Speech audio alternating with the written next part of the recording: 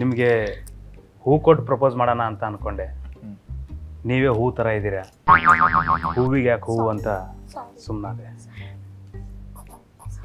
ಗುಲಾಬಿ ಹೂವಲ್ಲಿ ಇವಳು ಹೂ ಕೊಟ್ಲು, ಅದ್ರದ್ದು ಪ್ಲಾಸ್ಟಿಕ್ ಹೂವು.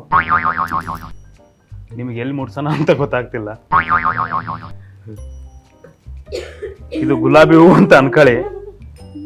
ಇದರಲ್ಲಿರೋ ಮುಳ್ಳಿಂದನಾದ್ರೂ ಚುಚ್ಚಿ, ಇಲ್ಲ ಇದರಲ್ಲಿರೋ ದಳದಿಂದಾದ್ರೂ ನನ್ನ ದೇಹ ಮುಚ್ಚಿ. ನಿಮ್ಮನ್ನ ಮೆಚ್ಚೋ ಥರ ನನಗೆ ಮಾತಾಡಕ್ಕೆ ಬರಲ್ಲ, ಆದರೆ ಹುಚ್ಚೊಂದು ಥರ ಪ್ರೀತಿ ಮಾಡಕ್ಕೆ ಬರುತ್ತೆ.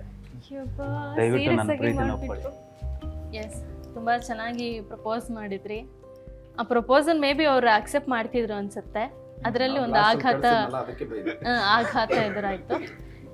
ಎಸ್, ಇಡೀ ಕರ್ನಾಟಕ ಮಂದಿಗೆ ಹೊಸ ವರ್ಷದ ಆರ್ಥಿಕ ಶುಭಾಶಯಗಳು. ಯಾರು ಕುಡಿದು ರೋಡ್ ದಂಡಿಗೆ ಬೀಳ್ಬೇಡ್ರಿಪ್ಪ. ತಟಕ್ ತಗೊಂಡು ಕುಡಿದು ಎಂಜಾಯ್ ಮಾಡಿ ಸೀದಾ ಮನೆಗೆ ಹೋಗಿ ಮಕ್ಕೋರಿ. ಏನ್ ಹೇಳಕತ್ತೀನಿ, ಇನ್ನೊಂದ್ಸಲ ಹ್ಯಾಪಿ ನ್ಯೂ ಇಯರ್. ಅಡಿ ಶಾವಿಗೆ ಆಗ ಮಜ್ಜಿಗೆ.